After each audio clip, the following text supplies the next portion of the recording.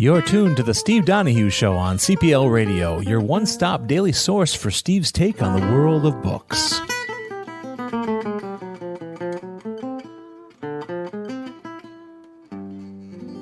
And now your host, the book critic who literally reads everything, Steve Donoghue.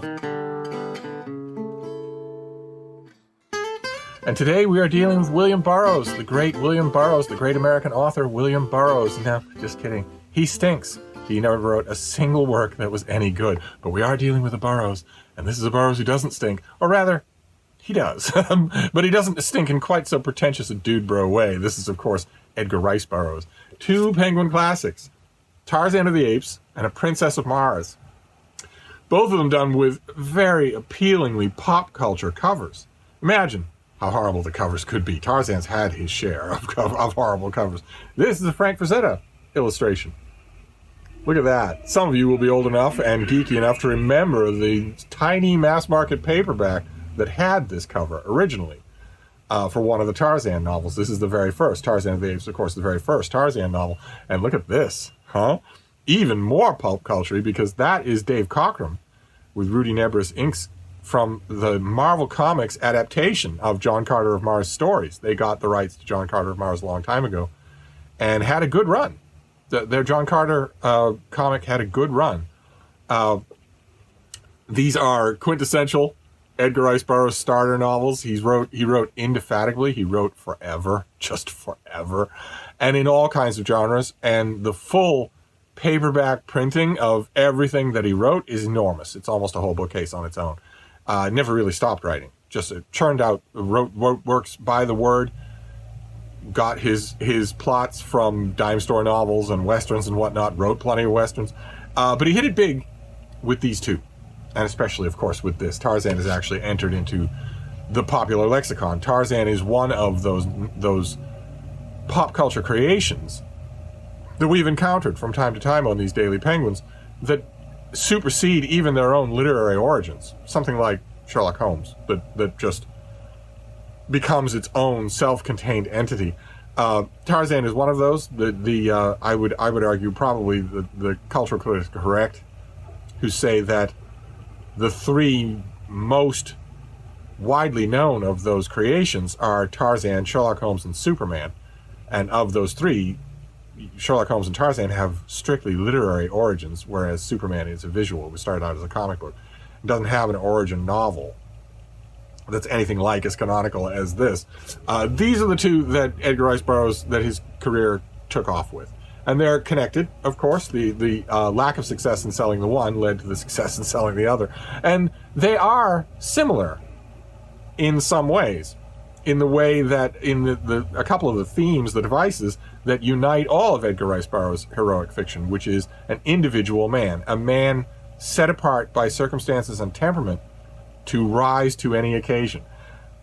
His heroes are unalloyedly heroes, and that is rather refreshing. It's one of the larger elements that I go back to these novels for, that I didn't ever expect to. I never expected that I always thought that kind of a heroic conception would be common, especially in pop and pulp fiction, forever. And it fell out of favor, and it is now firmly out of favor. But nevertheless, Tarzan is, of course, the offspring of the British nobility, lord and lady who are stranded in Africa and who are murdered there. They're killed there, and their baby is left helpless and alone and adopted by a tribe of not quite gorillas, a tribe of anthropoid beings who seem like gorillas in a lot of ways, except they have culture. They have a much more extensive language than gorillas have that we know of, and far greater number of human attributes.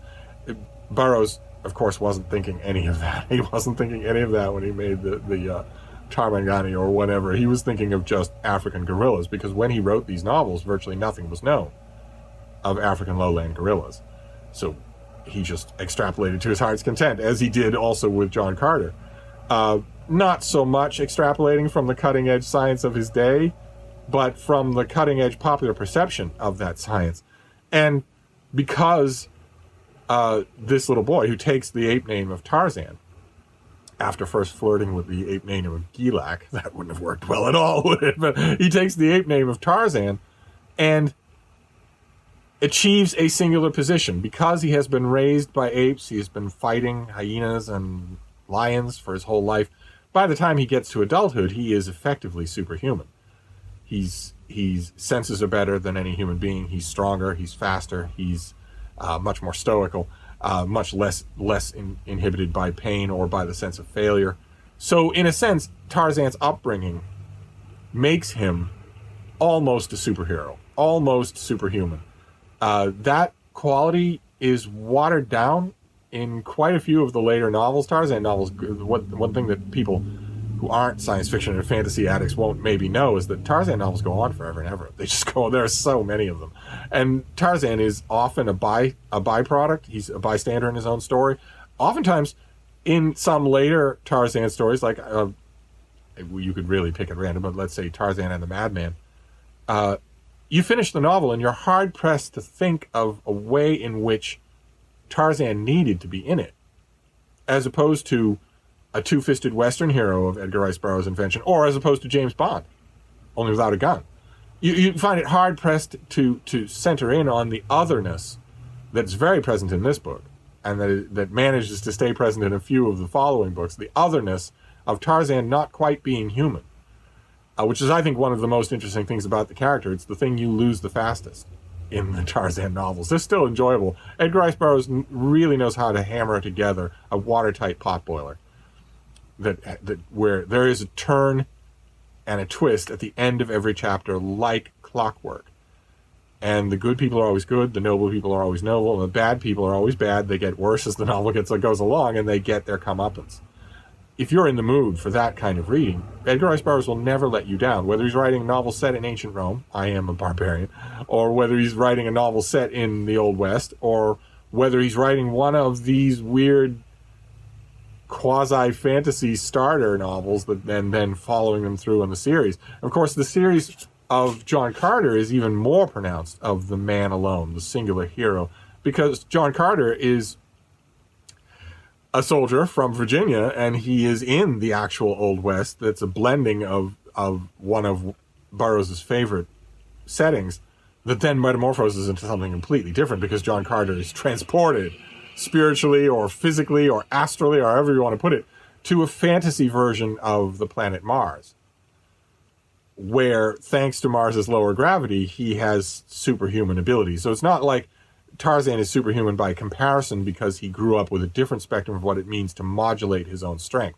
He grew up accustomed to wrestling with gorillas, so of course he's going to be much stronger than a normal man. It's not that. Instead, it's a literal planetary difference, this literal science fiction difference. John Carter can leap enormous distances.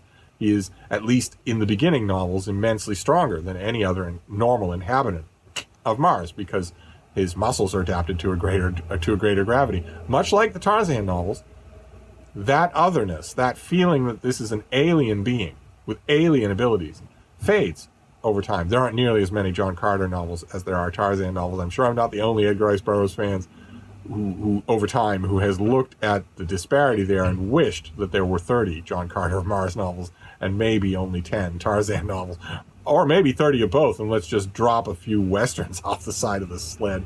One way or another, the John Carter novels are a word jobbing, deadline meeting Western author's approximation of science fiction, and as a result, they are fantastic. They really show, more than anything else that Edgar Rice Burroughs wrote, the enormous imagination that he was drawing on. He's poo-pooed, of course. His books would only be taught in the snootier academic circles as examples of things not to do, but never as serious literature, which is why I rejoiced to see them in the Penguin Classic line. That's fantastic. I wouldn't ask Penguin to do any more than this. But A Princess of Mars and Tarzan of the Apes, absolutely, yes, I would ask for those things to be included there. I wouldn't even go so far as the Pellucidar novels or anything else. But these two, yes, absolutely. I believe that A Princess of Mars was a lot more instrumental in shaping early science fiction than it's usually given credit. And Tarzan, of course, conquered the world.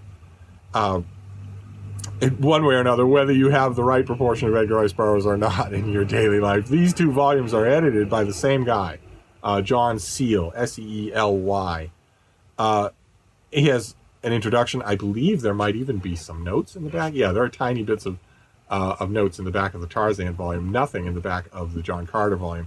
And that minimal representation is completely accurate. You do not need any help to read these books. You do not need any help to understand them and to love them. They are terrific reading experiences. Once you get used to the argot of 100 years ago, once you get used to the particular argot of the pulps, it's not Tolstoy.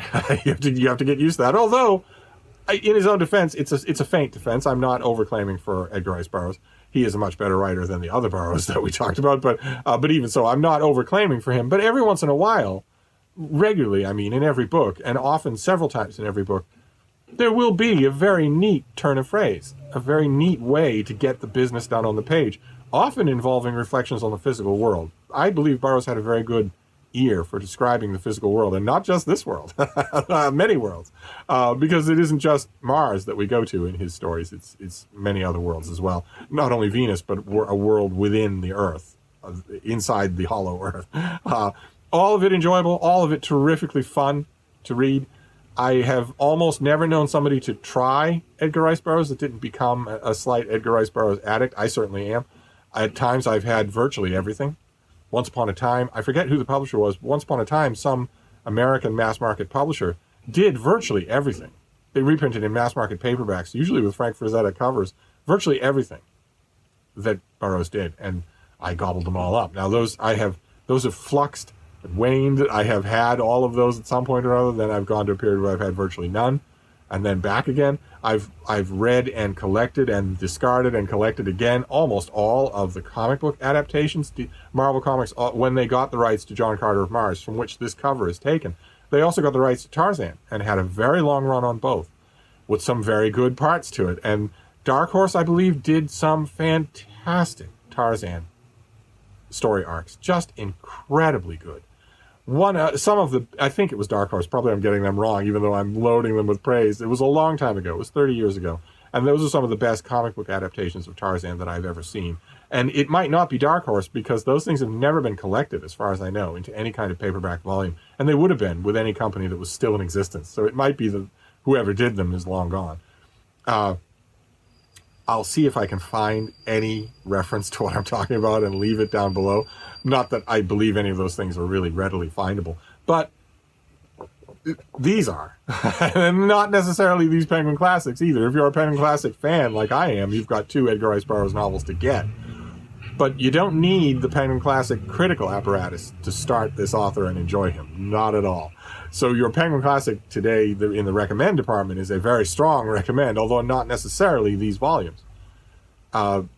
If you were to go to, if you're free to do so in the pandemic, if you were to go to a big stocked used bookstore, you would find plenty of mass market, probably bargain priced Edgar Rice Burroughs, and virtually any of them would be fine places to start to see if you like this author, the cut of his jib. I do, very much. So it was a pleasure to come across these. I'm not organizing or planning what I come across in these Daily Penguins, so I didn't know these were coming. I thought, sure, we'd be in 19th century American literature, but I'm very happy to find these and very happy to recommend them. So that's going to be your Daily Penguin for today. It's just 2 volumes. There are no other Penguin Classic Edgar Rice Burroughs volumes, as far as I know. I'd love it if there were a Pellucidar novel or Carson of Venus novel, but I'll take what I can get. So I'm going to wrap this up for now, but I'll be back. The Steve Donoghue Show is a production of CPL Radio, a service of the Cedarburg Public Library located in Cedarburg, Wisconsin.